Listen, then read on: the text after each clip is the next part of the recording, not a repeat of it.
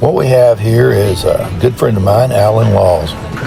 Alan is a 63-year-old senior bowler who's got an outstanding power ball. He can throw the ball anywhere from 16, 17, 18 miles an hour. Has very good carry and a good pocket presence. Today, he had a little bit of difficulty, but not so much as you would think. By looking at the video here, it's not a real glaring issue as far as the strikes, because Alan strikes a lot. He has an excellent strike ball, and his carry is excellent also. We did a little evaluation on it just to see, how everything fell out in there. And today was unfortunately not a very good spare day for Alan, but he had an exceptionally good strike ball today. And when he was there, the pins exploded. And it was a real shame, because as I was watching the video and replaying it back and taking a look at what he was doing there, it was really good. He just had a few bad moments with those spares, and a chop and a couple of splits here and there. And you take a 200 plus bowler, and he's going to turn into a 180 or a 190 guy. His average today was 193, and a lot of people would be happy with a 193, but Alan has got some pretty high standards, and he had 69.7% pocket hits, which was really good. Strike percent was 58.8%. He had 82% carry. Now that's really what was remarkable. 80% clean frames, and his first ball average was 9.35. So that meant if we'd have been playing a no tap, he would have collected the money today, because he would have been throwing nothing but strikes down there. And anyway, we don't necessarily talk about the negative side of what happened, but every now and we have an off day, and he's not been bowling that much this summer. And in spares come when you're practicing, and if you're a little rusty, it's easier to miss the spares than it is to miss the pocket or the strike. Alan's got really good form, and he's constantly evaluating his game and looking at it and checking his backswing here. I slowed it down and did some freeze frames here where you can see the ball and his path down through there. He doesn't have very much of any drift. I mean, he followed throughs nicely. He's got it all there. He's a pretty standard player as far as playing the outside lane. That's his game, and his game is a speed game. He's speed dominant, and that's why I believe that the Black Widow Dynasty 3.0 is an excellent choice for him. He's a hammer, guys, and he really loves that Black Widow 3.0. Anyway, right there you can see Karen. She's Alan's wife. Anyway, on this first game, he was 9, spare, strike, spare, strike, spare, strike. He got it to the end of it there, and he bowled 210. He thought that he had a Dutch 200, but he actually went to 210. And he just, carried on through it. I mean, you just watch the strikes he throws in this video, one after another, and you would think that he bowled 250 or so. But, he just had a little rough day. If you call rough 193 average, there's a lot of people in this world that been dying for 193 average, But Alan has worked a long time to perfect his game. He's been bowling since he was a kid, and takes a lot of pride in his score and his ability to master all facets of the game. And while he's a student of the game also, he absolutely loves AI, or ChatGPT, and hopefully he'll be able to take this video and get some frame shots off of it, and get Chat to take a look at it and see what Chat may think he needs to do. Frankly, I don't see there's a little bit much of nothing. A few times in there, his timing gets a little bit off. He gets a little early on something, and he'll fall off, or But, something will happen like that. But sometimes, just the little things, like he never could get his thumb insert comfortable today. He kept fidgeting with the tape back and forth. The first game, he was working on the tape back and forth, he bowled 210, and the next game, he came out and was bowling pretty good.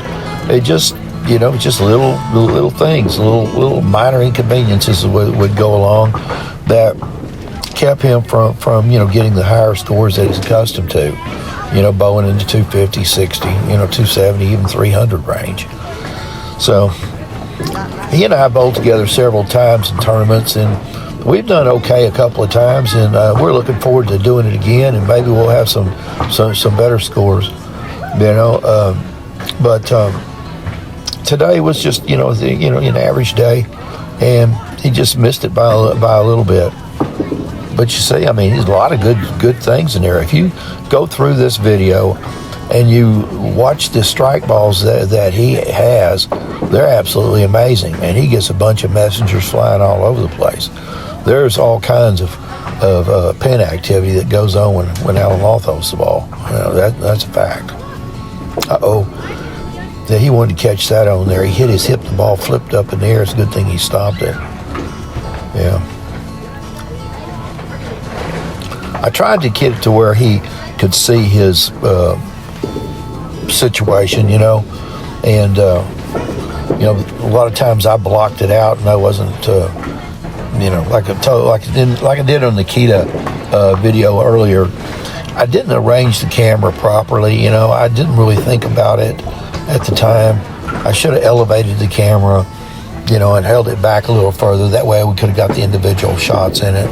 But I didn't know exactly who we'd be bowling with. A lot of times people, they don't want to be videoed for some reason. I don't know about, I guess they're camera shy or something. I don't know. Anyway, the left lane was the one that was open, to the video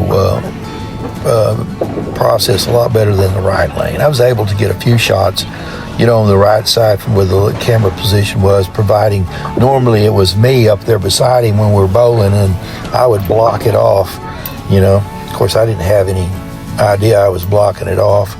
So now I could be irritated at me like I get irritated at other people when they block the video shot, And when I'm trying to edit around somebody's big back that gets in the way, like the other day, David Kirkendall was in the way constantly on a video that we did. Anyway, Keita got a kick out of that pose that Alan did there. See, I should have focused in on Alan on that side there and not had me up there, taken away from Alan's video here. Anyway, Alan, stand tall, roll the ball, watch it go down the lane, brother.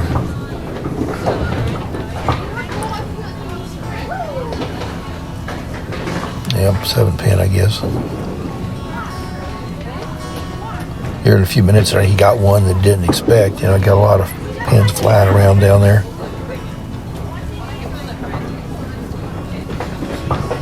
I shut the initial soundtrack off of this video that we wouldn't have a whole lot of clatter going on with it. You hear different people talking about different things. Sometimes that's not a good idea. You never know what someone's going to say. Now, you see, got off balance there. And that's after I made some stupid joke about, Mark Baker saying nobody ever wanted to turn down a silver medal. I mean, like a nine pin spare was, made up in a strike, which a strike is the gold medal. Well, I think he got his concentration off and he chunked it and missed that 7 pin. It don't take much to get you off. Get you off. You miss a 7 pin or an easy spare, and then it rides in the back of your mind for a while, or you come back and you chop one off, and it's hard to just stop those things and regroup. I know that's my story a lot of the time. But Alan's percentage of spares today was down, and his spare conversion was 63.6%. If he could increase that, I mean, just by 20%, you know, he would have been well over into the 600s, you know. But he manages to finish strong in these games. I mean, there's one game, where is it at here?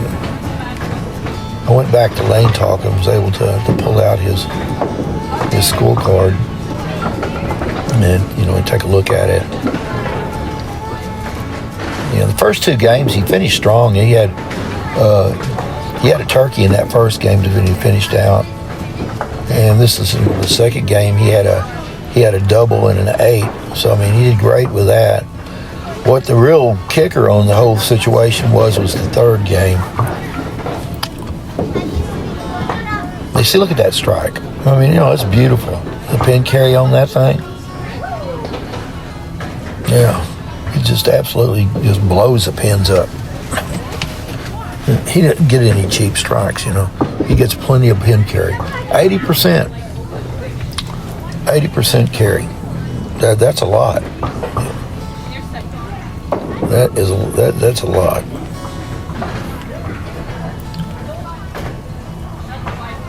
Well, let's see here. 80% clean frames too. Yeah.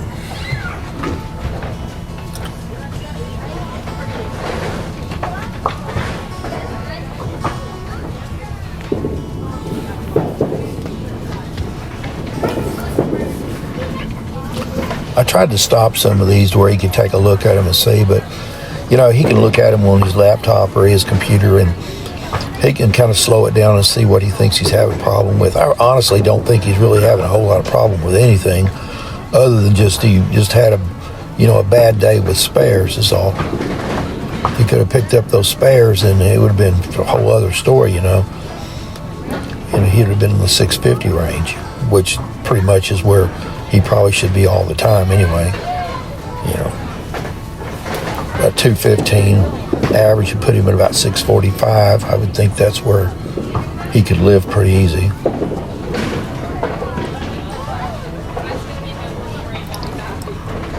Yep, I think that's where he could be pretty easy, maybe even 220. I know that when your thumb gets, you can't get your thumb settled down. That's terrible. I mean, you don't trust it where it's going to fall off or if it's going to, go through the roof.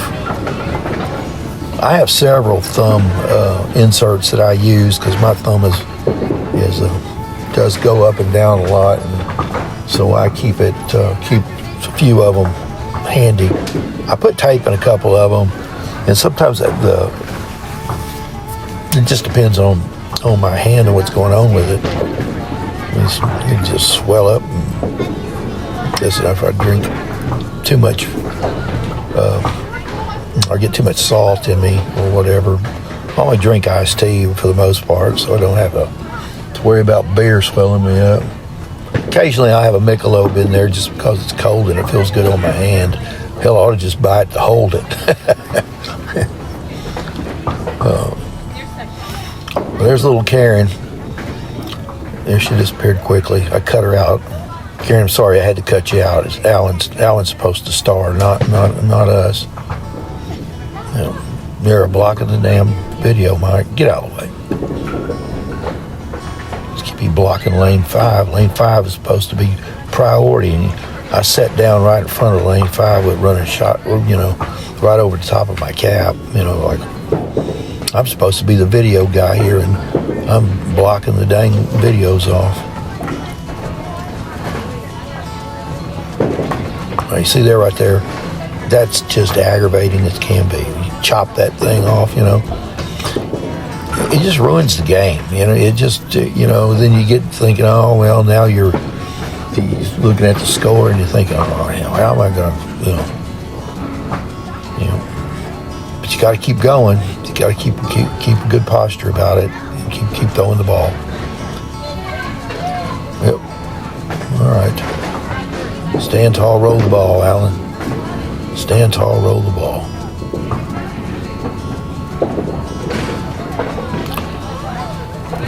dadgummit, it didn't happen. Well, anyway, that's what happened in that last game. He just kind of went downhill on him. But he had those opens in the 9th and the 10th, and when you have that, it's just not good. I got these little arrows showing everything that happened there, and some of those 2 arrows on the right side were good ones, though. They're our favorite ball, the Black Widow 3.0 Dynasty. That's Al's favorite ball. I kind of like it, but he really loves it. Anyway, I hope he gets some good out of this. And the 70-year-old rookie bowler continues to video and have his friends sharing the knowledge.